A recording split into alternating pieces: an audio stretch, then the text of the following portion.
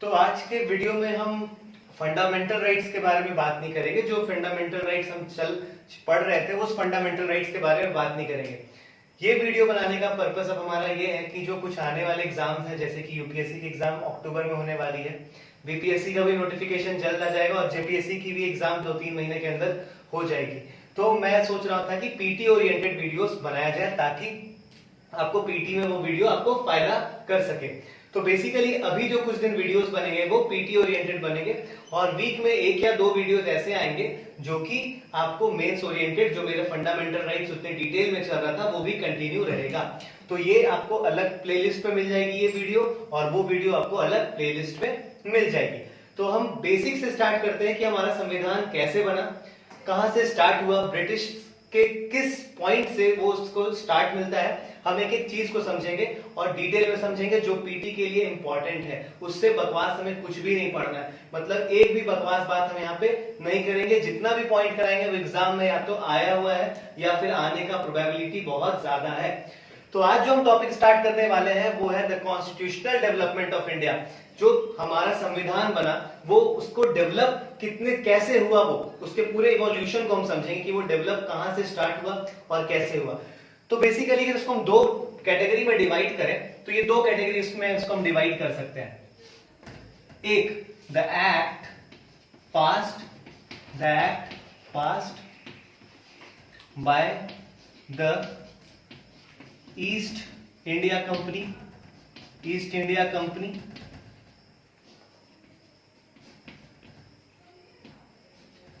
Act passed under, लिख लीजिए, under the East India Company, and the act passed under British Crown.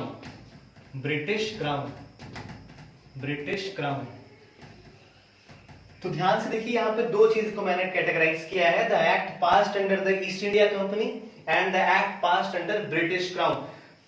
Date की बात करें तो इसे 1773 से हम इसको 1853 तक देखेंगे कि इतने ड्यूरेशन में क्या क्या एक्ट्स पास हुए, और इसे 1858 से हम इसे 1947 तक देखेंगे, जब हमारा देश आजाद हुआ।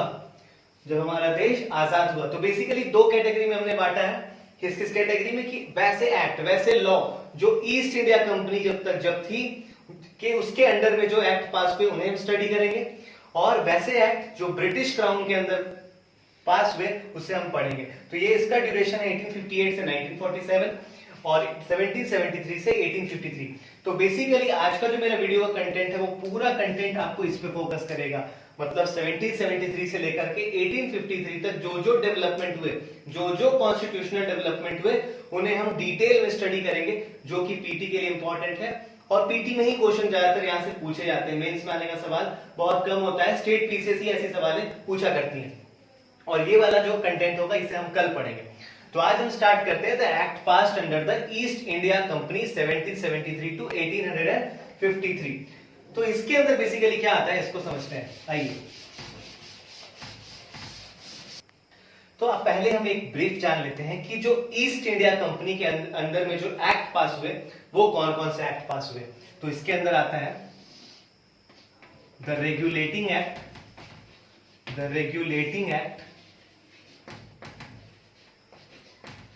1773, दूसरा Pitt's India act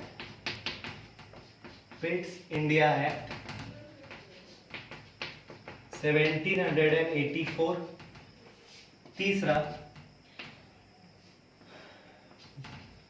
the charter act 1793, the charter act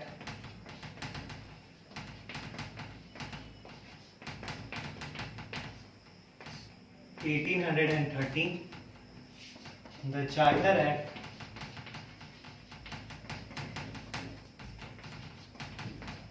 1833, the Charter Act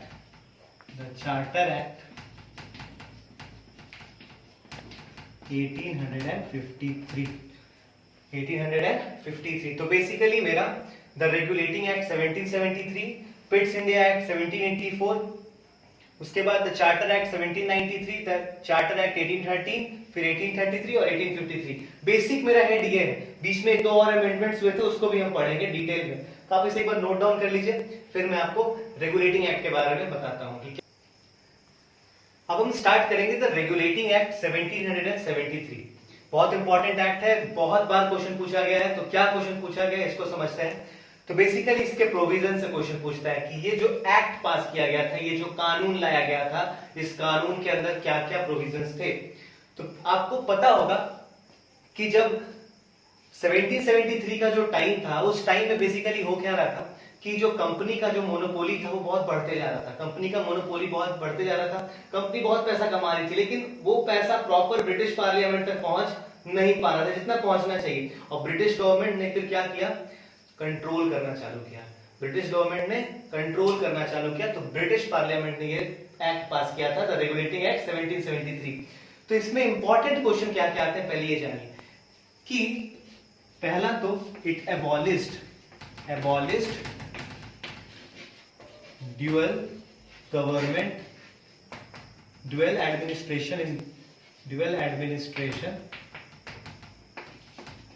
इन बंगाल। बंगाल में ड्यूअल एडमिनिस्ट्रेशन का एबॉलिशमेंट हुआ। ये आपको पता होगा कि जो पलासी का युद्ध हुआ, पलासी और बक्सर का जो युद्ध हुआ, उसके बाद क्या हुआ था, दीवानी राइट छीन ली गई थी, दीवानी राइट का छीन लिया गया था।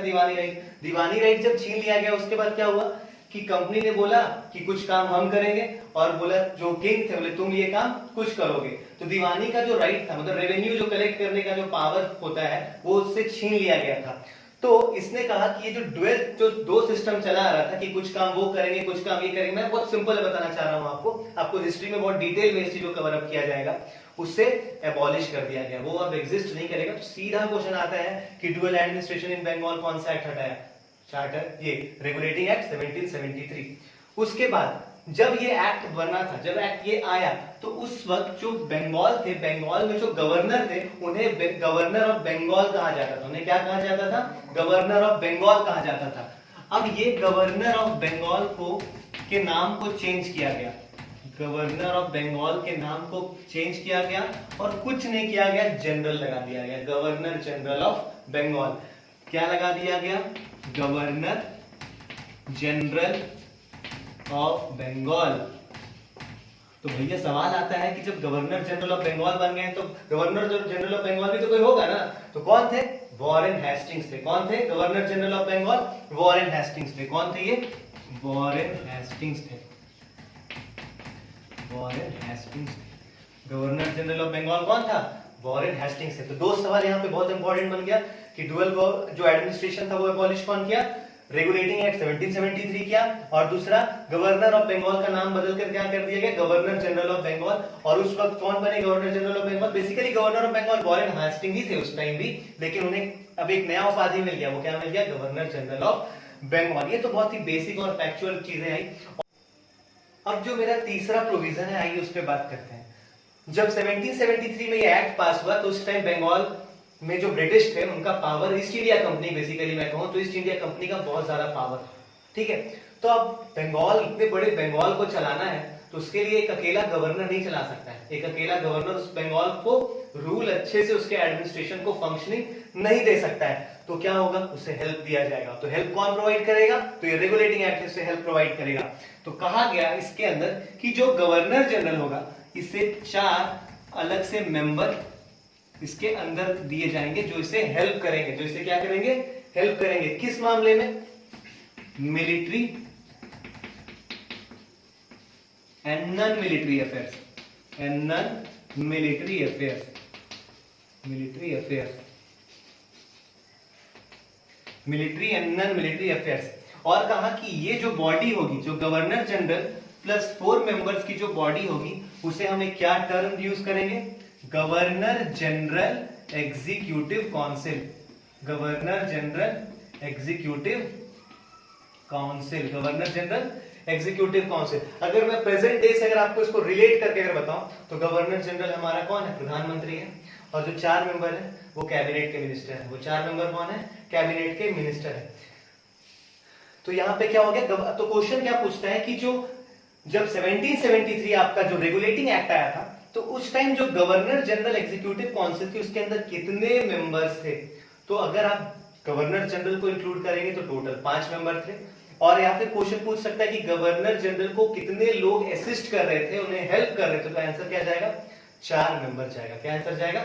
4 मेंबर जाएगा। तो इससे बहुत अच्छे से ध्यान रखिएगा कि ये पूछता है बहुत बार, और आगे क्योंकि इसके सीक्वेंसिंग में आगे चेंजेस आएंगे तो इसलिए ये बहुत इंपॉर्टेंट है। यहाँ पे प्रीलिम्स के लिए बहुत इंपॉर्टेंट है, फैक्चुअल पूछता है, डाटा है, इसे याद रखना है। अब ध्यान से देखिए यहाँ पे और क्या होगा। ये तो 3 प्रोविजंस हो गए यहाँ पे हमारे।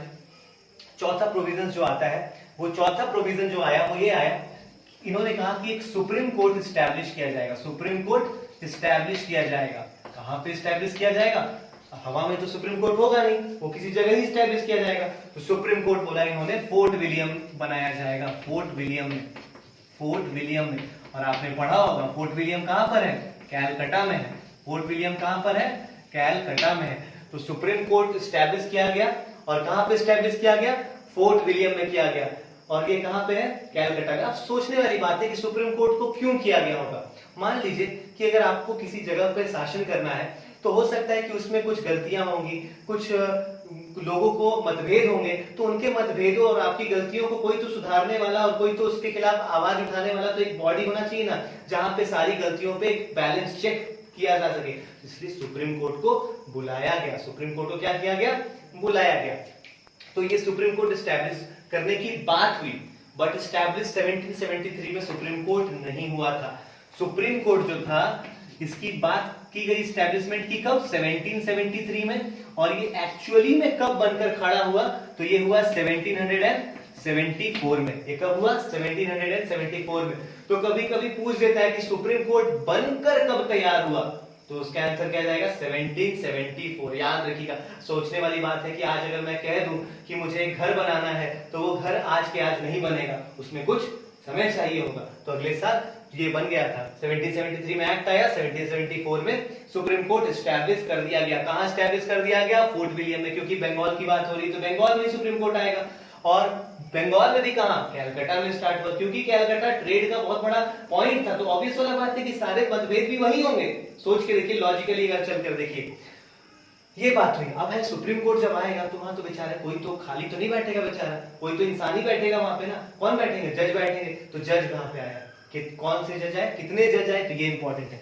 एक चीफ जस्टिस और 3 जजेस। एक चीफ जस्टिस और 3 जजेस को अपॉइंट किया गया। एक चीफ जस्टिस और 3 जजेस को अपॉइंट किया गया। और जो हमारे पहले चीफ जस्टिस थे उनका नाम क्या था? एलिजे इम्फी, IMPHEY। तो बहुत बार क्वेश्चन पूछता है कि जो पहले जज थे सुप्रीम कोर्ट के, जो रेगुलेटिंग एक्ट से जो स्टैब्लिश हुआ था सुप्रीम कोर्ट, उसके पहले जज का नाम क्या था? तो एलिजा इम्फी। और उसके साथ कितने और जजेस थे? 3 जजेस थे। उसके साथ कितने और जजेस थे? 3 जजेस थे। ये तो बात होगी मेरी, थोड़े कुछ प्रोविजंस की बात होगी जो रेगुलेटिंग एक्ट 1773 कह रहा है। अब एक चीज और देखिए, तो यहां पे मैंने एक चीज आपको बताना मैं भूल गया कि जो गवर्नर जनरल प्लस 4 मेंबर है। अब सोच के देखिए कि मान लीजिए ये प्रधानमंत्री हैं और ये कैबिनेट मिनिस्टर हैं 4। अब मान लीजिए कि कोई भी एक नियम आया, मान लीजिए एक कोई कानून लाना है, चारों में 5 में विचार विमर्श हो रहा है कि क्या करना चाहिए, क्या क्या नहीं करना चाहिए। एक तो उसमें हो सकता है कुछ लोग हाँ का फेवर करेंगे और कुछ लोग ना का फेवर करेंगे। तो लेकिन अगर मान लीजिए कि ये 4 में 2 लोग, 4 में कितने लोग? 2 लोग सपोर्ट में बोले यस और 2 लोग बोल दिए सपोर्ट में बोल दिए नहीं बोल दिए, तो टाई हो गया। यहाँ पे क्या हो गया? टाई का सिचुएशन आ गया। तो जो गवर्नर जनरल होगा वो अपना कास्टिंग वोट यूज कर सकता है, क्योंकि वो टाई को ब्रेक कर सकता है। जैसे कि प्रधानमंत्री है, 2 मंत्री ने कहा कि हाँ ये बिल आना चाहिए, 2 मंत्री ने कहा कि ये बिल नहीं आना चाहिए। तो जो प्रधानमंत्री होंगे वो डिसाइड करेंगे कि ये बिल आएगा या नहीं आएगा। क्या यूज करके? अपना कास्टिंग वोट। कास्टिंग मतलब अपना मत का इस्तेमाल करके। तो यानी कि गवर्नर जनरल के पास एक और प्रोविजन थी, वो क्या थी? कास्टिंग वोट की। कास्टिंग वोट की प्रोविजन थी। तो ये आपको समझ में आया होगा, कुछ प्रोविजंस मैंने आपको बताए, तो आप इसे नोट डाउन कर लीजिए। फिर 2-3 प्रोविजंस और है, उसको मैं आपको बताऊंगा, आप इसे नोट डाउन कर लीजिए।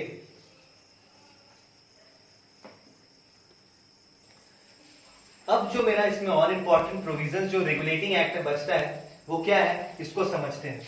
तो देखिए अब क्या है कि ईस्ट इंडिया कंपनी भारत में ट्रेड कर रही है, भारत में व्यापार कर रही है और एडमिनिस्ट्रेशन का भी काम कर रही है वो, ठीक है।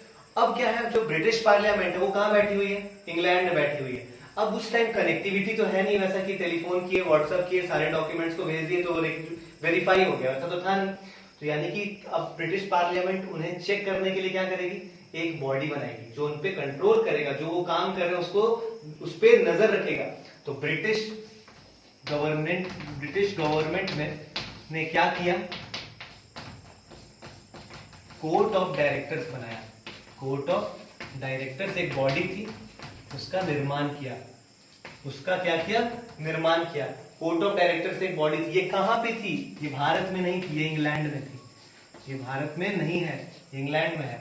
और इसके अंदर कितने मेंबर्स थे, तो 24 मेंबर्स थे। 24 मेंबर्स थे। और इन 24 मेंबर्स को बेसिकली डायरेक्टर्स कहा जाता था। क्या कहा जाता था, डायरेक्टर्स कहा जाता था, इसलिए कोर्ट ऑफ डायरेक्टर्स कह रहे थे, कोर्ट ऑफ डायरेक्टर्स। ये 24 के 24 मेंबर्स को डायरेक्टर्स कहा जाता था। अब इनका काम क्या था भैया, इनका काम क्या था, to look into civil, revenue and military affairs of the company. Military affairs of the company, affairs of the company. Basically अगर रेवेन्यू का कोई ये देख कर रहा है, ये अगर सिविल के कामों को देख रहा है और ये मिलिट्री कामों को देख रहा है, जिसका मतलब क्या है, ये एक तरह से पूरा चेक कर रहा है, किसको, कंपनी के कामों को चेक कर रहा है। तो अब इसका मतलब ये हुआ कि मान लीजिए ये इंडिया है, ये इंडिया है, ये इंडिया है। इंडिया में क्या है, इंडिया में देखिए, इंडिया में बैठी हुई है ईस्ट इंडिया कंपनी। कौन बैठा हुआ है, ईस्ट इंडिया कंपनी। और यहां पे है ब्रिटिश गवर्नमेंट, ब्रिटिश गवर्नमेंट। अब ईस्ट इंडिया कंपनी से डायरेक्ट ब्रिटिश गवर्नमेंट बात नहीं करेगी, पहली बात तो ये कंपनी है, नॉर्मल कंपनी, और ये ब्रिटिश गवर्नमेंट है, अपना अथॉरिटी है, अपना एक डिग्निटी है। हर इंसान किंग है, जो राजा होता है वो किसी से भी बात नहीं करेगा, वो अपने लेवल वाले, अपने ओहदे वाले से बात करेगा। वो मंत्री से पूछेगा कि राज्य में क्या चल रहा है, वो जाके प्रजा से नहीं बात करेगा, क्योंकि उसका ओहदा है, क्योंकि उसका रिस्पेक्ट है वो। तो ब्रिटिश गवर्नमेंट भी वही है, पावरफुल है। ईस्ट इंडिया कंपनी जो कंपनी है, ट्रेडिंग कंपनी, व्यापार करने के लिए आई हुई है। इसी को चेक करने के लिए कौन आ गया बीच में, कोर्ट ऑफ डायरेक्टर्स, जो इसके इंफॉर्मेशन को यहां से ये इसको भेजेगा और ये इसको इंफॉर्मेशन यहां तक भेजेगा। बस कोर्ट ऑफ डायरेक्टर का काम क्या है, ये एक ब्रिज की तरह काम कर रहा है, किसके बीच में, ईस्ट इंडिया कंपनी के बीच में और ब्रिटिश गवर्नमेंट के बीच में काम कर रहा है। तो याद रखिएगा कि कोर्ट ऑफ डायरेक्टर्स किस एक्ट में लाया गया, क्वेश्चन बस सिंपल आता है, कोर्ट ऑफ डायरेक्टर किस एक्ट में लाया गया, तो रेगुलेटिंग एक्ट 1773 में लाया गया। कोर्ट ऑफ डायरेक्टर के अंदर कितने मेंबर थे, 24 मेंबर थे। और क्या क्वेश्चन पूछ सकते हैं कि ये किस चीजों को देखता था, तो सिविल, रेवेन्यू और मिलिट्री के चीजों को देखता था। और क्वेश्चन क्या पूछ सकते हैं, सिचुएटेड कहां था, तो अधिकतर बार हम लोग गलती कर देते हैं, इंडिया में सिचुएटेड था, नहीं, ये इंग्लैंड में सिचुएटेड था। ये हो गया मेरा एक पॉइंट, यहां से मेरा क्लियर होता है। एक और पॉइंट, जो एक जनरल पॉइंट अगर मैं बताऊं कि वो उतना इंपॉर्टेंट नहीं है, लेकिन फिर भी मैं बता देता हूं। इसमें कहा गया कि जो भी सर्वेंट्स होंगे जो भारत में काम कर रहे हैं, जो ईस्ट इंडिया कंपनी के सर्वेंट्स हैं जो भारत में काम कर रहे हैं, वो किसी से ब्राइब नहीं लेंगे, कोई ब्राइब नहीं लेंगे, कोई प्राइवेट ट्रेड में इन्वॉल्वमेंट नहीं करेंगे, मतलब खुद का व्यापार वगैरह ये सब काम नहीं करेंगे। तो ये भी एक प्रोविजन किसका था, रेगुलेटिंग एक्ट का था। तो बेसिकली ये सारे प्रोविजंस मेरे रेगुलेटिंग एक्ट 1773 के थे, जो मुझे नहीं लगता है कि इसके बाहर कोई क्वेश्चन आना चाहिए। तो हमने क्या क्या पढ़ा 1773 में, 1773 में सबसे पहला जो इंपॉर्टेंट पढ़ा कि ड्यूअल एडमिनिस्ट्रेशन बंगाल का हटा दिया गया। उसके बाद क्या पढ़ा हमने, इसके बाद हमने ये पढ़ा कि इसमें जो गवर्नर ऑफ बंगाल था उसके नाम को चेंज करके क्या कर दिया गया, गवर्नर जनरल ऑफ बंगाल। उस time governor general of Bengal कौन थे, वॉरेन हेस्टिंग्स थे, वॉरेन हेस्टिंग्स थे गवर्नर जनरल ऑफ बंगाल। तीसरा जो हमने पढ़ा कि उतने बड़े एरिया को कंट्रोल करने के लिए कुछ लोगों की आवश्यकता पड़ेगी, वो लोग किस फॉर्म में मिलेंगे? तो गवर्नर जनरल एग्जीक्यूटिव काउंसिल के फॉर्म में मिलेंगे। उसमें क्या बताया मैंने कि एक गवर्नर को 4 मेंबर सपोर्ट करेंगे, 4 मेंबर सपोर्ट करेंगे। और उस बॉडी को हमने क्या कहा? गवर्नर प्लस 4 मेंबर को क्या कहा? Governor general executive council. हमने बताया कि अगर 4 मेंबर के डिसीजन में कोई टाई आता है तो गवर्नर जनरल के पास कास्टिंग वोट है, मतलब अपना मत का अधिकार है जिससे वो टाई को ब्रेक कर सकता है। यस नो के जो बीच का जो कंडीशन है उसको ब्रेक कर सकता है। ये बात कही। उसके बाद हमने उसमें और क्या बात कहा? उसमें हमने कहा कि एक सुप्रीम कोर्ट का एस्टेब्लिशमेंट होगा। सुप्रीम कोर्ट का एस्टेब्लिशमेंट होगा तो सुप्रीम कोर्ट कहां पे एस्टेब्लिश किया गया? फोर्ट विलियम में किया गया। फोर्ट विलियम कहां था? कैलकाटा में था। उसके बाद अगर हम बात करें तो एस्टेब्लिश हुआ कब एक्चुअली में? 1774 में हुआ। कितने जजेस थे? तो टोटल 4 जजेस थे, इंक्लूडिंग चीफ जस्टिस। और पहले चीफ जस्टिस कौन थे? एलिजा इम्फी थे पहले चीफ जस्टिस। ये बातें हमने पढ़ी। उसके बाद हमने पढ़ा ये वाले कोर्ट ऑफ डायरेक्टर की बात पढ़ी। कोर्ट ऑफ डायरेक्टर कहां पे था? इंग्लैंड में था। इसके अंदर 24 मेंबर थे। ये 24 मेंबर को डायरेक्टर्स कहा जाता था। उसके बाद ये क्या देखते थे? सिविल, रेवेन्यू और मिलिट्री अफेयर्स को देखते थे। और ये एक तरह से ब्रिज का काम कर रहा था, जो इंफॉर्मेशन पास करता था ईस्ट इंडिया कंपनी से ब्रिटिश गवर्नमेंट तक। और हमने बताया कि जो प्राइवेट सर्वेंट्स थे उन्हें ब्राइब लेने से और प्राइवेट ट्रेड करने से क्या किया गया? मना कर दिया गया। मतलब अगर वो करेंगे तो उनके ऊपर कानूनी कार्रवाई की जाएगी। तो ये था बेसिकली सारा पिक्चर मेरा रेगुलेटिंग एक्ट 1773 का। तो आप इसे नोट कर लीजिए। इसके बाद हम पढ़ेंगे पिट्स इंडिया एक्ट 1784। अब हम बात करेंगे पिट्स इंडिया एक्ट 1784 के बारे में। अब हम बात करेंगे तो बेसिकली पिट्स इंडिया एक्ट 1784 का बेसिक पर्पस अगर आपसे पूछता है कि पिट्स इंडिया एक्ट 1784 को पास क्यों किया गया? क्योंकि 1773 में एक रेगुलेटिंग एक्ट आया था, तो भैया इसको क्यों पास किया गया? तो सिंपल सा आंसर जाता है रेक्टिफिकेशन के लिए। रेक्टिफिकेशन के लिए, सुधार के लिए। किसमें सुधार के लिए? 1773 में जो एक्ट आया था रेगुलेटिंग एक्ट में सुधार के लिए। रेगुलेटिंग एक्ट में सुधार के लिए इसे पास किया गया। इसे पास किया गया। तो भैया पास किया गया तो इसमें क्या सुधार की जरूरत थी और इसके अंदर और क्या क्या प्रोविजंस डाले गए, इसे भी हम देखेंगे। तो देखिए प्रॉब्लम क्या आ रहा था। प्रॉब्लम जनरली ये आ रहा था कि अभी आपने देखा एग्जीक्यूटिव काउंसिल में टोटल कितने मेंबर थे? 4 मेंबर थे और एक गवर्नर जनरल था। तो होता क्या था ना कि ये 4 मेंबर कभी कभी क्या करते? मिली भगत कर लेते थे। क्या करते थे? मिली भगत कर लेते थे। और होता क्या था कि मान के चलिए कि टोटल इसमें एक गवर्नर जनरल हो गया और ये 4 है, तो 4 में मान लीजिए 3 ने मिली भगत कर लिया और एक बेचारा अकेला हो गया। अब क्या हुआ? कोई डिसीजन आया तो ये 3 एक सपोर्ट में आ जाते थे और ये वाला बेचारा सपोर्ट किसका कर देता था? गवर्नर जनरल का। अब भैया गवर्नर जनरल है सबका बाप और ये सारे उसके भाई बहन या बेटा है। अब बेटा ही लोग अगर बाप को सिखाएगा कि तुमको ये करना है, तुमको ये करना है, तो बाप तो नाराज होगा ही होगा। बाप नाराज होगा ना भाई। तो भैया ये बाप रोएगा किसके पास? ब्रिटिश गवर्नमेंट के पास कि देखो देखो तुम जो कानून लेके आया वो ठीक ठाक नहीं लाया, इसमें तुम बाप का शक्ति को कम कर दे रहा है। तो बोलेगा ठीक है रो मत, शक्ति दे रहे हैं तुमको। तो बस कुछ नहीं करता है, 4 को हटा के 3 कर देता है। 4 को हटा के 3 कर देता है। 3 आ जाएगा तो क्या हो जाएगा? अगर 2 ठो एक तरफ मिल भी गया, मान लीजिए मैक्सिमम 2 अगर मिल भी गया, अगर एक सपोर्ट इसका भी करेगा तब भी टाई हो जाएगा। और उसमें टाई होने के बाद कह दिया गया कि तुमको वीटो पावर भी दे देंगे, जाओ तुम जो बोलेगा वही माना जाएगा। अगर टाई भी हो गया तो गवर्नर जनरल जो बोलेगा उसी का बात माना जाएगा। मतलब मान लीजिए घर में 4 लोग हैं और जो घर का सबसे बड़ा आदमी है, घर का सबसे बड़ा आदमी है वो गवर्नर है, उसको गवर्नर की तरह मानिए। और 2 आदमी एक साइड है गवर्नर के साथ और 2 आदमी अलग है। तो जो मान लीजिए टाई हो गया घर में, तो किसका डिसीजन माना जाएगा? जो घर का बड़ा होगा। तो सिंपली इसमें क्या किया गया?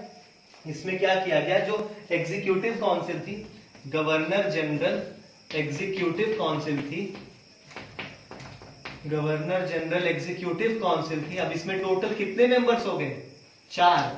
ये टोटल कितने मेंबर हो गए? 4 including governor general, including governor general. और गवर्नर जनरल को क्या पावर दे दिया गया?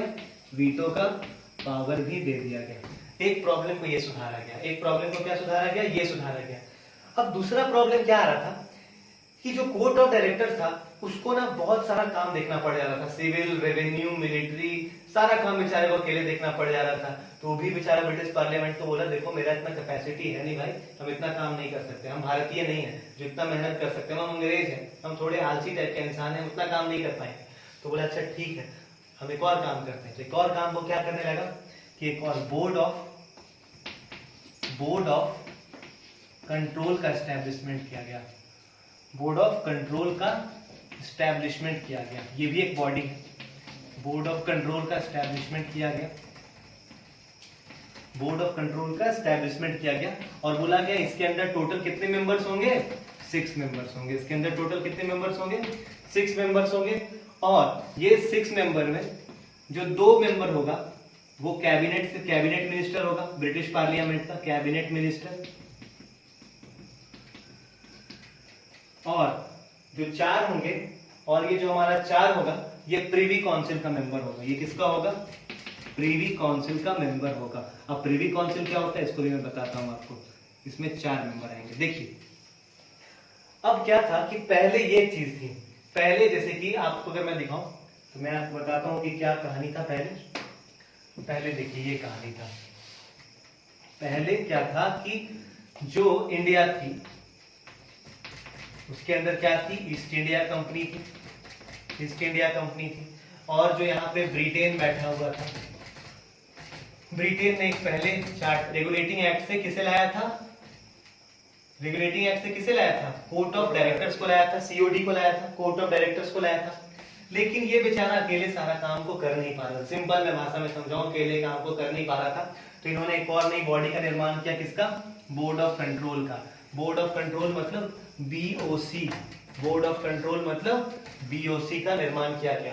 कोर्ट ऑफ डायरेक्टर में कितने मेंबर थे, 24। इसमें कितने मेंबर हैं, 6 में 2 जो थे वो कैबिनेट मिनिस्टर, मतलब ब्रिटिश पार्लियामेंट के अंदर जो मिनिस्टर थे उनसे 2 को चुना जाता था। और ये जो 4 थे ये प्रीवी काउंसिल से आते थे। प्रीवी काउंसिल बेसिकली क्या है, हमारे यहाँ का सुप्रीम कोर्ट, वहां का प्रीवी काउंसिल होता है। प्रीवी काउंसिल का मतलब होता है हाईएस्ट कोर्ट ऑफ अपील, मतलब वो हाईएस्ट कोर्ट जहां पे कोई अपने अपील को जाकर के ले जा सकता है।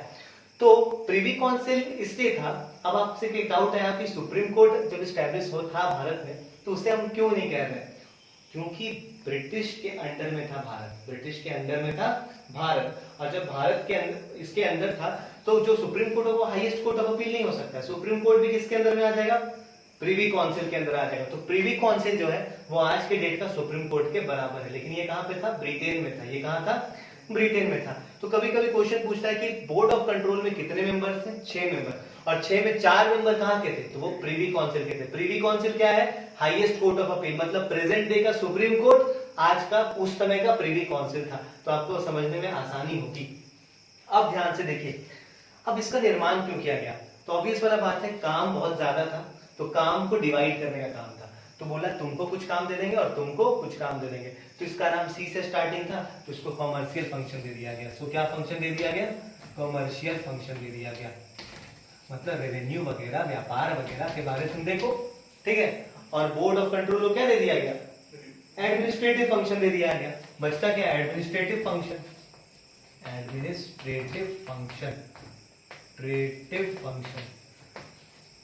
तो बहुत सिंपल हो गया ये हमारे लिए। तो क्वेश्चन क्या आता है भैया, इसको समझिए। क्वेश्चन आता है कि जो कोर्ट ऑफ डायरेक्टर है उसका फंक्शन क्या था, कमर्शियल फंक्शन था। याद रखिएगा, सी पे कमर्शियल फंक्शन, आपको आसान होगा याद करने में। और बोर्ड ऑफ कंट्रोल का क्या फंक्शन था, एडमिनिस्ट्रेटिव फंक्शन था। समझ में आ रही है बात। अब देखिए, ये था एक प्रोविजन। क्या क्या प्रोविजन है कि इसमें रेगुलेटिंग एक्ट 1773 में सुधार करने के लिए लाया गया। उसके बाद कहा गया कि इसके अंदर टोटल पहले 5 मेंबर थे, उसे घटाया कितना कर दिया गया, 4 कर दिया गया, इंक्लूडिंग गवर्नर जनरल। और इसका नाम पिट्स इंडिया, ये पिट्स एक्ट क्यों पड़ा, इसका नाम पिट्स इसलिए पड़ा क्योंकि उस टाइम जो ब्रिटेन के जो प्रधानमंत्री थे वो विलियम पिट थे। वो प्रधानमंत्री कौन थे, विलियम पिट थे, इसलिए इसका नाम पिट्स इंडिया एक्ट पड़ा। समझ में आ रही है बात है।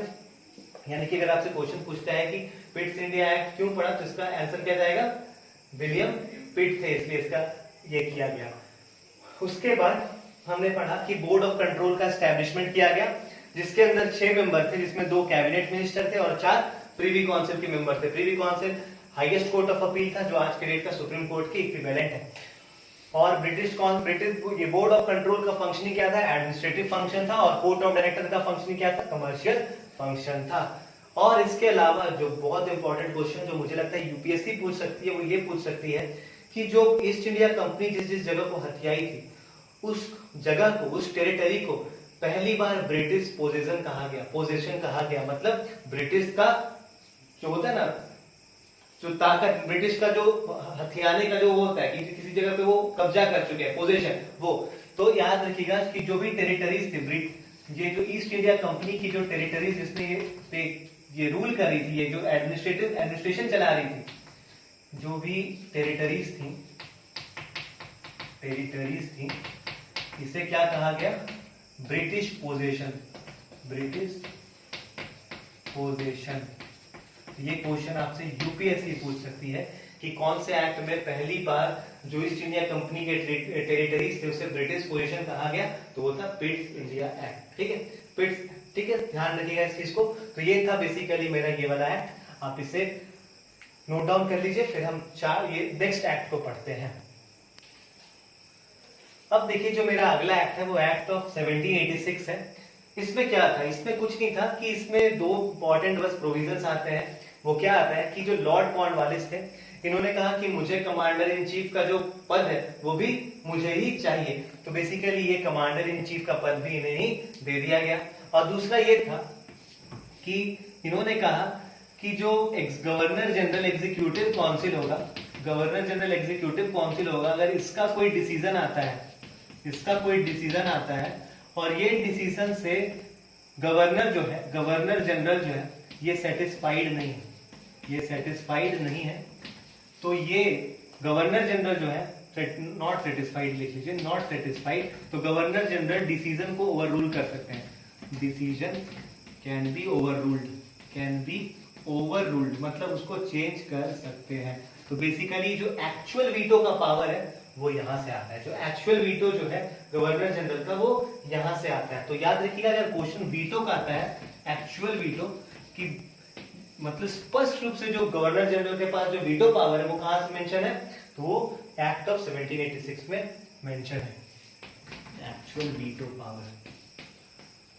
वीटो का मतलब होता है कि अपना जो मत है उसका पावर से आप डिसीजन को चेंज कर सके, ये होता है वीटो। और भी इसका मतलब होता है प्रेजेंट सिनेरियो में मैं आपको बताऊंगा, लेकिन फिलहाल यहाँ पे इसका मतलब ये है, तो आप इसे नोट कर लीजिए, फिर मैं जो नेक्स्ट है उसको पढ़ता हूं। चार्टर एक्ट 1793 हमारे लिए बहुत ज्यादा इंपॉर्टेंट नहीं, इसमें सिर्फ दो इंपॉर्टेंट प्रोविजंस है, इसको याद रखना examination PT point of view से। तो वो क्या है, पहला प्रोविजन ये है कि इसने जो कंपनी है, जो ईस्ट इंडिया कंपनी है, उसको ट्रेडिंग मोनोपोली दे दिया, ट्रेडिंग मोनोपोली दे दिया कितने सालों के लिए, 20 सालों के लिए। ट्रेडिंग मोनोपोली दे दिया कितने सालों के लिए, 20 ईयर्स के लिए। इसलिए आप देखेंगे 1793 के बाद जो अगला चार्टर आता है वो कब आता है, 13 में आता है, 13 के बाद कब आता है, 33 में आएगा, फिर 33 के बाद कब आएगा, 53 में आएगा। बेसिकली 1793 से लेकर के 1813 तक 20 साल होंगे। तो वहां पे ट्रेडिंग मोनोपोली दे दिया है। ट्रेडिंग मोनोपोली का मतलब है कि ब्रिटेन की कोई और प्राइवेट कंपनी आकर के भारत में व्यापार ट्रेड नहीं कर सकती, ये होता है ट्रेडिंग मोनोपोली का मतलब। समझ रहे हैं बातों को। दूसरा जो इंपॉर्टेंट प्रोविजन ये था कि इन्होंने कहा कि जो बोर्ड ऑफ कंट्रोल जो हमने बनाया था, किस एक्ट से बनाया था, पिट्स इंडिया एक्ट से बनाया था, उसमें क्या होगा कि ये बोर्ड ऑफ कंट्रोल का जो सैलरी दिया जाएगा या फिर इनके जो अलाउंसेस होंगे, अब ये कौन पे करेगा, ईस्ट इंडिया कंपनी पे करेगी। बोर्ड ऑफ कंट्रोल के जो अलाउंसेस होंगे या सैलरी होगा, इसको कौन पे करेगा, तो इसको पे करेंगे भैया ईस्ट इंडिया कंपनी। अब सिंपल सा बात है, ईस्ट इंडिया कंपनी बैठी हुई है भारत में, तो वो कहां से पैसा लाएगी, भारत का पैसा लेके जाएगी, यहाँ की गरीब जनता का पैसा लेकर जाएगी। तो जो बर्डन है, बर्डन ऑफ रेवेन्यू किस पे लाई कर रहा है, इंडियंस पे लाई कर रहा है। जो बर्डन ऑफ रेवेन्यू है किस पे लाई कर रहा है, इंडियंस पे लाई कर रहा है इनडायरेक्टली। तो इसी के बाद आप देखेंगे इसी टाइम पे बहुत सारे परमानेंट सेटलमेंट वगैरह स्टार्ट हुआ। फिर उसके बाद देखेंगे कि धीरे धीरे यहाँ पे अपराइजिंग स्टार्ट हुआ, इसी कारण, क्योंकि रेवेन्यू का जो इकोनॉमिक कंडीशन थी वो धीरे धीरे ये सब चक्कर में क्या हो रहा था, खराब होते जा रहा था भारत का। तो जो गरीब तबके के लोग थे उन्हें बहुत ज्यादा सफर करना पड़ जा रहा था। तो फिर आप देखेंगे कि अपराइजिंग हुई, तो वो हिस्ट्री का पार्ट है, वो आपको पढ़ाया जाएगा हिस्ट्री में। बेसिकली ये था चार्टर एक्ट 1793, जहां पे ट्रेडिंग मोनोपोली कंपनी को दे दी गई 20 सालों के लिए, और बोर्ड ऑफ कंट्रोल के लिए जो अलाउंसेस और सैलरी होंगे वो कौन पे करेगा? ईस्ट इंडिया कंपनी करेगी। तो ईस्ट इंडिया कंपनी कहां से लाएगी? भारत से लाएगी पैसा, भारत के सिटीजन से लाएगी पैसा, तो बर्डन किस पे लाई कर रहा है? इंडियंस पे लाई कर रहा है। तो ये था मेरा बेसिकली चार्टर एक्ट 1793, इसे नोट कर लीजिए, फिर अब चार्टर एक्ट 1813 पढ़ेंगे। अब हम जो बात करेंगे वो हम बात करेंगे चार्टर एक्ट 1813 के बारे में। तो चार्टर एक्ट 1813 बहुत इंपॉर्टेंट एक्ट है, बहुत सारे क्वेश्चंस पीटी में से पूछे जाते हैं। तो बेसिकली इसका जो अगर सबसे पहला प्रोविजन का बात करें, जो फीचर की बात करें, तो ये था कि इसने कंपनी के मोनोपोली को एंड कर दिया। कंपनी का मोनोपोली क्या हो गया? समाप्त हो गया। Company monopoly ended. Company monopoly over trade ended. Company monopoly over trade ended. लेकिन इसमें भी एक्सेप्शन दिए गए, ये इंपॉर्टेंट एक्सेप्शन आपसे पूछता है, यूपीएससी पूछ चुकी है ये सवाल। एक्सेप्शन क्या है? कि ट्रेड इन टी और ट्रेड विथ चाइना, ये दोनों में मोनोपोली अभी भी ईस्ट इंडिया कंपनी की थी। वो चाइना में अभी भी ट्रेड करेगी, वहां दूसरी कंपनियां नहीं जाएंगी, और जो चाय का जो व्यापार होगा उसमें भी दूसरी कंपनियां आके अपना हाथ नहीं मारेंगी। अब ऐसा क्यों हुआ कि मोनोपोली को, कंपनी के मोनोपोली को एंड करना पड़ा? क्योंकि उस टाइम बेसिकली हुआ क्या था कि अगर आप 2-3 एंगल से देखेंगे तो समझ में आएगा कि इंडस्ट्रियल रिवॉल्यूशन एकदम पहुंच चुका था, अच्छे खासे चरम पे पहुंच चुका था। अब वो क्या रहा था कि यहाँ से ये लोग रॉ मटेरियल्स ले जाते थे, ईस्ट इंडिया कंपनी वहां भेजते थे, वहां का इंडस्ट्री से वो मैन्युफैक्चर होके जो गुड्स आ रहा था, फर्निश्ड प्रोडक्ट्स आ रहे थे, वो यहाँ की मार्केट में सस्ते दामों में बेचते थे। तो वो क्या रहा था कि ये काफी प्रॉफिट्स कमा रहे थे। तो वहां के जो बैठे कुछ पूंजीपति और कैपिटलिस्ट थे, जो कुछ कंपनियां थी, उन्हें ये चीज खटक नहीं रहा था। क्यों? ऑब्वियस वाला बात है, सब कोई पैसा कमाना चाहता है, व्यापार करना चाहता है। उन्होंने वहां के ब्रिटिश पार्लियामेंट को कहा कि देखो तुम हमको जाके हमको भी व्यापार करने का वो दो, परमिशन दो। लेकिन हुआ क्या? ब्रिटिश गवर्नमेंट ने कहा कि देखो भाई, उसको हमने 20 साल का ट्रेडिंग जो मोनोपोली है वो दे दिया है 1793 से, 20 साल तक हम कुछ नहीं कर पाएंगे। हाँ, 1813 जो चार्टर एक्ट आएगा उसके थ्रू हम कुछ कर सकते हैं, उसके थ्रू हम कुछ कर सकते हैं। तो उसी में क्या किया गया? उनके मोनोपोली को एंडेड किया गया। और एक और चीज ये थी कि ये जो प्रॉफिट कमा रहे थे वो प्रॉपरली जो पैसा, जो टैक्स ब्रिटिश पार्लियामेंट को दे रहा था, ये भी प्रॉपर प्रोवाइड नहीं कर पा रहे थे, और ये काफी कर्जे में भी थे। ये काफी कर्जे में भी थे, जो वहां के बैंक से, वहां से काफी ज्यादा पैसा ये लोग ले चुके थे। अब ध्यान से देखिए कि इसमें और क्या पॉइंट्स निकल के आते। तो company monopoly over trade ended, exception trade in T, ये याद रखिएगा, ट्रेड इन टी में और ट्रेड विथ चाइना में क्या था? एक्सेप्शन था, ये याद रखिएगा। और इसमें एक और इंपॉर्टेंट है कि गवर्नमेंट ने कहा, ब्रिटिश गवर्नमेंट ने कहा कि आप ईस्ट इंडिया कंपनी को कहा कि east India company 1 lakh annually spend करेगी इस पर एजुकेशन, इस पर एजुकेशन पेंट करेगी। तो क्वेश्चन कभी कभी आता है कि कौन सा एक्ट पहली बार एजुकेशन के तरफ एक कंक्रीट स्टेप लेकर आया? तो कौन सा था? Charter act 1813। बहुत बार बच्चे 1833 को मार्क कर देते हैं क्योंकि एजुकेशनल रिफॉर्म ज्यादातर उसमें आए हैं, लेकिन पहली बार कहां से आया? 1813 में, क्योंकि 1 लाख सम जो पैसे का था उसे कहा कि आप एनुअली एजुकेशन के फील्ड में आप खर्चा करिए। उसे क्या कहा है? एजुकेशन के फील्ड में आप खर्चा करिए। उसके बाद एक और चीज यहाँ पे बहुत इंपॉर्टेंट निकल के आती है, वो ये आती है, अब ध्यान से देखिए, कंपनी का मोनोपोली हो चुका है खत्म, कंपनी का मोनोपोली हो चुका है खत्म। किसने किया है? ब्रिटिश पार्लियामेंट ने मोनोपोली को खत्म किया है।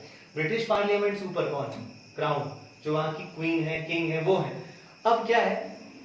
डायरेक्ट एक तरह समझिए कंट्रोल किनका आ गया? उनका आ रहा है, उनका कंट्रोल आ रहा है इनडायरेक्टली। तो क्वेश्चन कभी कभी पूछता है कि किस एक्ट के बाद से क्राउन का सुप्रीमेसी, जो क्राउन है वहां बैठी हुई, उसका सुप्रीमेसी देखा गया है? तो 1813 है। ये क्वेश्चन यूपीएससी पूछ चुकी है। तो क्राउन सुप्रीमेसी भी यहीं पे आता है, क्राउन सुप्रीमेसी। इसका एक और मीनिंग है कि एक और कैसे आया? तो इन्होंने कहा, इसने कहा कि जो भी बेसिकली 3 बिग प्रोविंस थे उस वक्त हमारे यहाँ, कौन कौन से थे? बंगाल, बॉम्बे और मद्रास। इन्होंने कहा कि जो बंगाल है, बॉम्बे है और जो मद्रास है, ये जो 3 है, ये अगर कोई रेगुलेशन को लाते हैं, तो वो रेगुलेशन को कौन चेक करेगा? British parliament. कौन चेक करेगा? British parliament. और ब्रिटिश पार्लियामेंट को कौन कंट्रोल कर रहा है? उसके ऊपर कौन है वहां पे? क्राउन। उसके ऊपर कौन है? क्राउन। तो क्राउन सुप्रीम हो गया ना। अब कानून हम बनाएंगे, लेकिन उसको चेक करने वाला एक बैठते हैं, वो कौन है? British parliament. उसको कौन चेक कर रहा है? क्राउन। तो सुप्रीमेसी कौन आ गया? Crown supremacy. ये क्वेश्चन आता है कई बार, आप लोग कंफ्यूज मत होइएगा। बहुत बार बच्चे 1858 को मार करके आ जाते हैं, क्योंकि उस टाइम पे क्राउन एकदम पावरफुल हो जाती है। लेकिन पहली बार जो चीजें हो रही है उससे भी ध्यान रखते हैं कि पहली बार ये कब स्टार्ट हुआ? 1813 में। क्यों? क्योंकि ये 3 प्रोविंस है भारत में, ब्रिटिश के जो मेज है, कौन कौन से? बॉम्बे, बंगाल और मद्रास। अब ये कोई अगर नियम लाते हैं या कानून लाते हैं तो उसको कौन चेक करेगा? ब्रिटिश पार्लियामेंट चेक करेगी। और ब्रिटिश पार्लियामेंट को कौन चेक देख रहा है? क्राउन देख रहा है। तो क्राउन की सुप्रीमेसी बढ़ गई, ये बढ़ गई। ये कितने पॉइंट हो गए? 3 पॉइंट हो गए। एक पॉइंट और जो मेरा इंपॉर्टेंट इसमें है वो क्या है कि इसमें कहा गया कि क्रिश्चियन मिशनरीज जो होंगी वो भारत में आएंगी। अब भारत में आने के बाद यहाँ पे क्या करेंगी? यहाँ पे अपने जो धर्म है और अपने जो टीचिंग्स है उसको क्या करेंगी? ये बढ़ाएंगी, इसको फैलाएंगी। तो क्रिश्चियन मिशनरीज जो है इनका क्या हुआ? अराइवल हुआ। इनका क्या हुआ? अराइवल होने लगा। तो पूछता है क्रिश्चियन मिशनरीज का अराइवल किस एक्ट के थ्रू होता है? तो वो है 1813। तो इसके बाद आप देखिएगा कि जितने भी जो क्रिश्चियन के जो डेवलपमेंट है वो कहाँ होने लगे? 1813 के बाद। इंग्लिश सिस्टम, इंग्लिश एजुकेशन भी कब फ्लरिश होता है? 1813 के बाद धीरे धीरे स्टार्ट होगा, एक स्टेप लिया जाएगा स्टार्ट होने का। तो याद रखिएगा ये 4 बहुत इंपॉर्टेंट है, इसके 4 के बाहर कुछ भी नहीं पूछा जाएगा। यहाँ पे एक पॉइंट रह गया था रेगुलेटिंग एक्ट में, मैंने आपको बताना भूल गया था कि जो बॉम्बे और मद्रास प्रोविंस था, जो बॉम्बे और मद्रास का जो एरिया था, वहां के जो गवर्नर थे उसे क्या किया गया? उन्हें सुप्रीम उन्हें नहीं रहा गया, उन्हें इक्वालिटी नहीं। पहले क्या था, जब 1773 का एक्ट नहीं लाया गया था तो बॉम्बे के गवर्नर का अपना एक रोल था, अपने एक लेवल पे थे, सेम लेवल पे थे तीनों गवर्नर क्या थे? सेम लेवल पे थे। लेकिन 1773 के एक्ट आने के बाद बंगाल के गवर्नर को थोड़ा पोजीशन अप कर दिया गया, और जो 2 नीचे वाले थे वो उनसे क्या थे? सबऑर्डिनेट थे। वो नीचे क्या थे? उनसे सबऑर्डिनेट थे। तो ये ध्यान रखिएगा, इक्वालिटी नहीं रही थी उस टाइम। तो बेसिकली ये था मेरा चार्टर एक्ट 1813। आप इसे नोट कर लीजिए, फिर हम बात करेंगे चार्टर एक्ट 1833 के बारे में। अब हम बात करेंगे चार्टर एक्ट 1833 के बारे में बात करेंगे कि चार्टर एक्ट 1833 क्या कहता है। तो 1813 में हमने देखा कि ईस्ट इंडिया कंपनी को 2 एक्सेप्शन दिए गए थे, एक ट्रेड इन टी और एक ट्रेड विद चाइना। ये 2 एक्सेप्शन दिए गए थे। अब ये 2 एक्सेप्शन भी यहाँ इनसे क्या किए लिए जाएंगे? छीन लिए जाएंगे। तो जो 2 एक्सेप्शंस थे, याद रखिएगा 2 एक्सेप्शंस वो क्या किए गए? एबॉलिश्ड। मतलब अब चाइना में भी कोई भी जाकर ट्रेड कर सकता है और टी में भी कोई भी आकर के यहाँ ट्रेड कर सकता है। तो बेसिकली 2 एक्सेप्शन एबॉलिश किया गया। मोस्ट इंपॉर्टेंट जो प्रोविजन यहाँ पे चार्टर एक्ट 1833 का है वो ये है, establishment of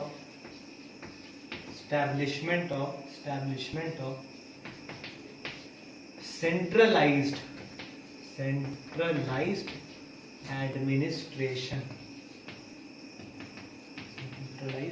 administration.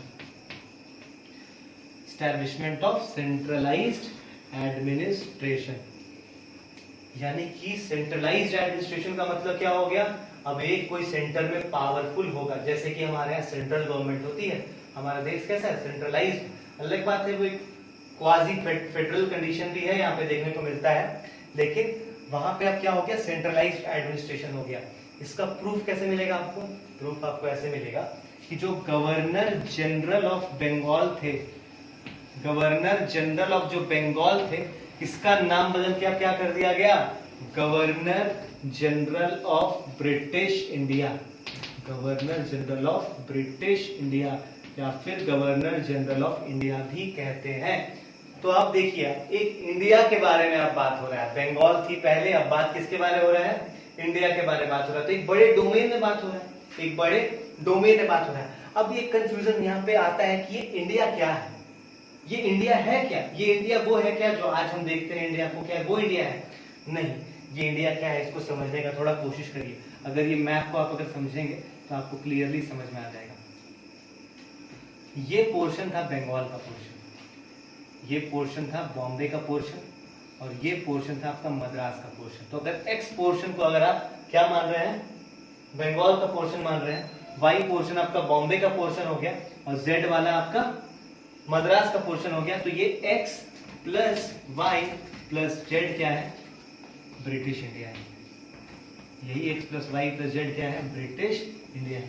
क्योंकि ये इतनी दूर तक इनकी हुकूमतें हैं। बाकी जो जगह जमीन जो खाली है वो क्या है, वहां पे मोनार्की है, वहां पे क्या है, मोनार्की। वहां पे लोकल रूलर्स वहां पे क्या कर रहे हैं, शासन कर रहे हैं। लोकल रूलर्स वहां पे क्या कर रहे हैं, शासन कर रहे हैं। तो अगर आपसे पूछे कि governor general of British India क्या है, पूरा इंडिया है? नहीं, तो ये वो इंडिया है जहां पे ब्रिटिश का पोजीशन है, जो ब्रिटिश का पोजीशन है। तो ये क्या क्या हो गया, बंगाल, मद्रास और बॉम्बे प्रोविजंस हो गया।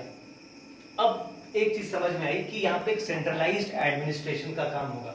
सेंट्रलाइज्ड एडमिनिस्ट्रेशन का मतलब सेंट्रलाइज्ड लेजिस्लेशन भी, कानून भी अब बनेगा, वो क्या बनेगा, सेंट्रल लेवल पे कानून बनेगा। किस पे बनेगा, सेंट्रल लेवल पे कानून बनेगा।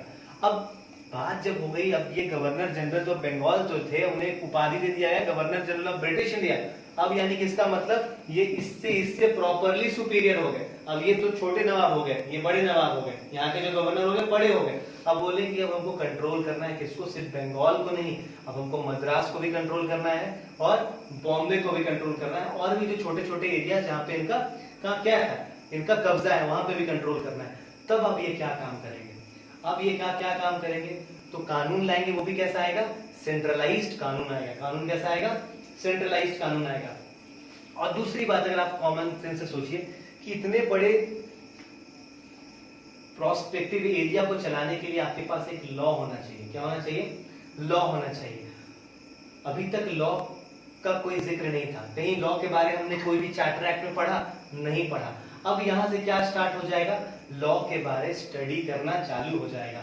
क्योंकि आपको देश चलाना है तो आपको एक कानून के बारे में पता होना चाहिए। सिंपल सा बात है कि अगर मान लीजिए कि मुझे अगर पाकिस्तान भेज दिया जाए, मुझे पाकिस्तान भेज दिया जाए और कहा जाए कि जाओ तो पाकिस्तान जाओ, वहां का संविधान भारी बकवास संविधान है, उसे तुम सुधार करके आओ, तो मैं जाऊंगा। बहुत बड़ा काम मिला है मुझे, अच्छा काम मिला है, ऐसा सौभाग्य अगर मुझे प्राप्त होगा तो मैं जरूर जाऊंगा। तो बोला कि वहां के लोग को नहीं आता है, कुछ पॉलिटी के बारे में जानकारी नहीं है, तुम शायद थोड़ा बहुत पॉलिटी जानते हो तो तुम बता सकते हो।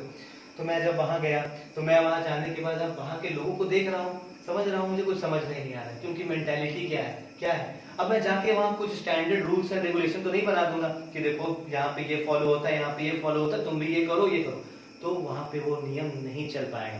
तो फिर मुझे क्या करना पड़ेगा, मुझे वहां के लोगों से का जो है वो डेटा को कलेक्ट करना पड़ेगा, वहां के लोगों के बारे में जानना पड़ेगा, तब मैं किसी पर्टिकुलर कंक्लूजन पे आ सकता हूँ। तो इन्होंने भी वही किया, इन्होंने भी यही किया। अब ये क्या करेंगे, इतने बड़े एरिया को चलाने के लिए यहाँ के लॉ को क्या करेंगे, स्टडी करेंगे। यहाँ के लॉ को क्या करेंगे, स्टडी करेंगे। तो लॉ है क्या आखिरकार हमारे पास यहाँ पे, तो लॉ हो गया मुस्लिम में शरीयत लॉ हो गया, मुस्लिम का शरीयत लॉ हो गया जिससे मुस्लिम लोग गवर्न होते हैं, और हिंदू का जैसे उस टाइम में लॉ क्या कर सकते हैं कि मनुस्मृति वगैरह जो है या कुछ भी वेद पुराण जिसके थ्रू वो अपने आप को नियम का पालन करते हैं, तो वो सारे चीजों का क्या होगा, स्टडी होगा।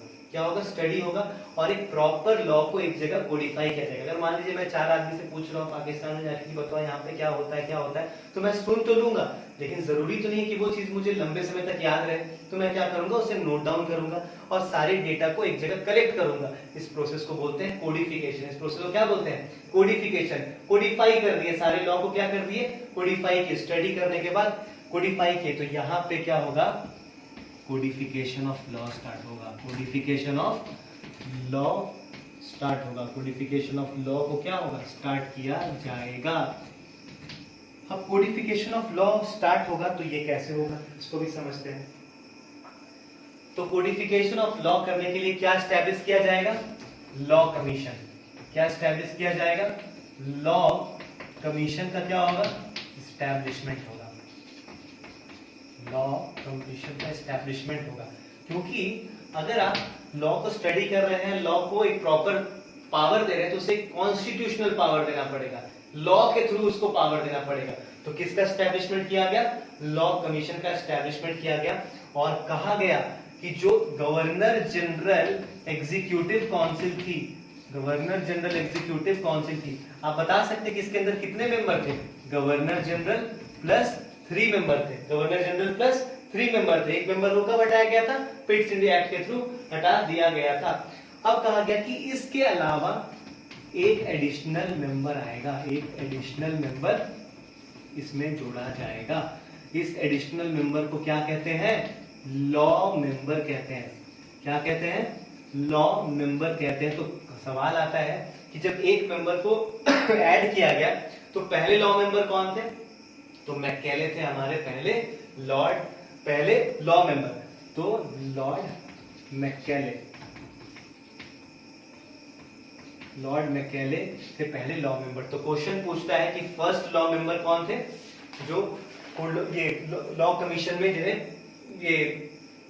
में जिन्हें दिया गया था, एडिशनल मेंबर का और लॉ मेंबर का उपाधि दिया गया था, तो वो कौन थे? लॉर्ड मैकेले थे। ये ध्यान रखिएगा, ये सवाल आपसे पूछा जा सकता है। ये बात समझ में आई आपको? ये बात समझ में आई? क्या क्या किया गया कि जो 2 एक्सेप्शन थे उसे अबॉलिश किया गया, एक सेंट्रलाइज्ड एडमिनिस्ट्रेशन या फिर लेजिस्लेशन का स्टैब्लिशमेंट किया गया। और दूसरी बात क्या हुई कि बड़े लेवल पे आपको चलाने के लिए वहां के कानून को आपको समझना जरूरी है। तो लॉ कमीशन का क्या हुआ? स्टैब्लिशमेंट किया गया। लॉ कमीशन में कहा गया कि एक मेंबर एडिशनल मेंबर, ये एडिशनल मेंबर है, इसका मतलब है कि गवर्नर जनरल एग्जीक्यूटिव काउंसिल का ये पार्ट नहीं है। अगर आपसे क्वेश्चन पूछता है कि गवर्नर जनरल एग्जीक्यूटिव काउंसिल 1833 में उसके अंदर कितने मेंबर थे, तो आप उससे 5 नहीं करिएगा, क्योंकि ये एडिशनल मेंबर है, ये इसका पार्ट नहीं है, ये एक एडिशनल मेंबर है। मतलब मेन ये कौन है? 4 ही है। वो अलग से सिर्फ लॉ को समझ रहा है, लॉ के बारे जान रहा है, इसलिए उसे रखा गया है। अब दूसरी बात आती है कि अब इतने बड़े देश को सब चलाने के लिए आपके पास एम्प्लॉयज भी तो होने चाहिए, सर्वेंट्स भी तो होने चाहिए। तो आप क्या करेगा? बाहर से तो ब्रिटिश से तो आए, ब्रिटेन से लाना बहुत पॉसिबल नहीं है इतने सारे, क्योंकि वो जानते नहीं है भारत के बारे में, पहली बात तो उतना अच्छे से, और जो पहले से है यहाँ पे और जो जान रहे हैं वो इतने नंबर में अवेलेबल नहीं है कि इतने बड़े टेरिटरी को चला पाए। तो अब वो क्या करेंगे? वो बोलेंगे भारतीय को कि बेटा तुम आओ सर्विस में घुसो, तुम सर्विसेज में आओ। तो यहाँ से स्टार्ट क्या हो जाता है कि उन्हें जो भी गवर्नमेंट सर्विसेज है या जॉब्स है उसमें भारतीयों का एंट्री स्टार्ट होता है। कोई भी सर्विसेज या जॉब होता है उसमें भारत का एंट्री स्टार्ट हो जाता है, irrespective of caste, sex, colour, ठीक है, और रेस। मतलब कोई भी जातिवाद, धर्म और आपके रंग को देखते हुए कोई भी मतभेद नहीं किया जाएगा, और आपको क्या दिया जाएगा? फ्री एंट्री, आप सर्विस ज्वाइन कर सकते हैं, जॉब कोई भी ब्रिटिश के अंदर में कोई भी जॉब, जैसे कि मान लीजिए आपको सिपाही का जॉब चाहिए तो सिपाही में भी आप आ सकते हैं। ये बात समझ में आ रही है? इसके बाद ही आपको देखने को मिलेगा क्या? सिपोही म्यूटिनी वगैरह क्यों आया? क्योंकि अगर जो सिपाही जो ब्रिटिश के अंदर में थे वो आखिरकार क्यों आ रहे हैं? क्योंकि यहाँ से उन्हें पावर मिल रहा है, ये अलाउ कर रहा है कि हाँ तुम आके मेरे अंडर में जॉब कर सकते हो। तो ये ध्यान रखिए कि सर्विसेज या जॉब, कोई भी सर्विसेज या जॉब पहली बार कब अलाउ किया गया भारतीयों के लिए? तो वो चार्टर एक्ट 1833 से किया गया। समझ में आ रही है बात? तो आप इसे नोट डाउन कर लीजिए, फिर मैं आगे बताता हूँ। 1833 का अगर और भी कुछ प्रोविजंस की बात करें तो इसमें एक और प्रोविजन था, आप समझ सकते हैं इस बात को, क्योंकि जो लेजिस्लेशन है वो कैसा हो चुका है? सेंट्रलाइज्ड लेजिस्लेशन हो चुका है। सेंट्रलाइज्ड लेजिस्लेशन हो चुका है। तो आप ऐसा कह सकते हैं कि जो मद्रास एंड बॉम्बे है इसका पावर क्या हो गया? छीन लिया गया, पावर डिप्राइव्ड। तो उस टाइम मेन जगह कौन था हमारा भारत का? बंगाल था। बंगाल से सारे चीजों को रेगुलेट किया जा रहा था, और बोला गया बेटा मद्रास और बॉम्बे तुम्हारा कोई पावर है नहीं। समझ में आया ये बात? एक और जो इंपॉर्टेंट इसमें पॉइंट है जो आपको याद रखना चाहिए कि स्लेव के प्रोटेक्शन के लिए प्रोटेक्शन के लिए, स्लेव के प्रोटेक्शन के लिए या स्लेव के बारे में पहली बार कौन सा एक्ट जिक्र करता है, तो वो ये एक्ट जिक्र करता है। तो ये ध्यान रखना चाहिए, पहली बार अगर कोई स्लेव के बारे में कोई बात करता है तो कौन सा करता है, चार्टर एक्ट 1833 करता है। तो ये कुछ फैक्चुअल बातें थी चार्टर एक्ट 1833 के बारे में। और एक और चीज इसमें इंपॉर्टेंट है कि एक और जो इंपॉर्टेंट बात ये है कि ये कंपनी के कमर्शियल फंक्शन को एंड कर दिया, क्योंकि कंपनी का मोनोपोली हो गया है खत्म, कंपनी का मोनोपोली हो चुका है खत्म, तो कंपनी का कौन सा फंक्शन खत्म हो जाएगा, कमर्शियल फंक्शन एंडेड हो जाएगा, commercial function ended, commercial function ended, commercial function ended. चलिए ये बात हो गई हमारे चार्टर एक्ट 1833 के बारे में। अब अगर हम बात करें, आप इसे नोट कर लीजिए, फिर हम बात करते हैं चार्टर एक्ट 1853 के बारे में। अब हम बात करेंगे चार्टर एक्ट 1853 के बारे में, तो इसमें 2, 3, 4 प्रोविजन है, उसको समझने की कोशिश करते हैं। तो पहला प्रोविजन ये है कि इसमें पहला काम ये हुआ कि जो कोर्ट ऑफ डायरेक्टर्स थे, देखा गया कि इनमें जो 24 है वो कोई काम का नहीं है, 24 बहुत ज्यादा है, पैसा वैसा इतना देना इनको ठीक ठाक नहीं लग रहा था, तो बोला इनका नंबर को कम कर देते हैं। तो 24 में क्या कर दिया गया, रिड्यूस्ड टू 18, पहले 24 थे, अभी हटाए कितना कर दिया गया, 18 कर दिया गया। अब कोर्ट ऑफ डायरेक्टर में कितने मेंबर है, 18 मेंबर है। इसके अलावा इस पे ये काम किया गया कि जो लॉ मेंबर था,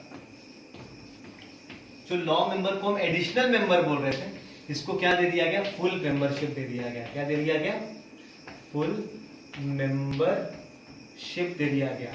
अब फुल मेंबरशिप जब दे दिया गया तो गवर्नर जनरल एग्जीक्यूटिव काउंसिल में अब कितने मेंबर आएंगे, बता सकते होंगे आप लोग, एक गवर्नर जनरल प्लस 3 तो जो और 3 मेंबर थे और प्लस एक लॉ मेंबर, टोटल कितने मेंबर आ गए इसमें, 5।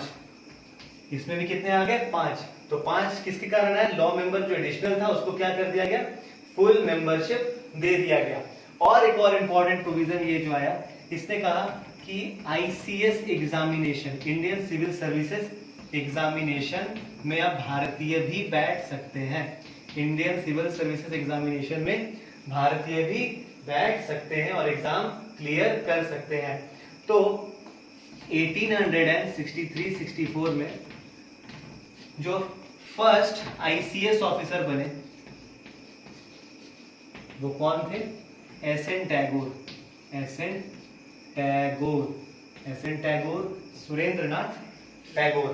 तो ये ध्यान रखिएगा कि आईसीएस एग्जामिनेशन का प्रोविजन कहां से स्टार्ट होता है, चार्टर एक्ट 1853 से स्टार्ट होता है, और पहले आईसीएस ऑफिसर कौन थे, एस.एन. टैगोर थे। तो ये था, और ये जो आईसीएस एग्जामिनेशन था ये कैसे होता था, through open competition, through open competition के थ्रू होता था। तो ओपन कंपटीशन मतलब कोई भी आके उसमें पार्टिसिपेट कर सकता है। तो बेसिकली ये था मेरा चार्टर एक्ट 1853, और इसी के साथ आज का जो वीडियो का सेक्शन था उसको हमने पूरे डिटेल में कवर अप कर लिया है, मतलब वो सारे एक्ट्स जो ईस्ट इंडिया कंपनी के टाइम तक आए। अब इसके बाद जो नेक्स्ट वीडियो में हम देखेंगे वो 1858 के बाद से 1947 तक के सारे एक्ट्स को समझने का कोशिश करेंगे। तो बेसिकली ये था मेरा आज का पार्ट। अब हम मिलते हैं नेक्स्ट वीडियो में, तब तक आप इन सारी चीजों को रिवाइज करिए और इसे बार बार रिवाइज करिए कि आपके दिमाग में बैठे रहे एग्जामिनेशन तक, और इसे आप कभी ना भूल पाए। Thank you very much.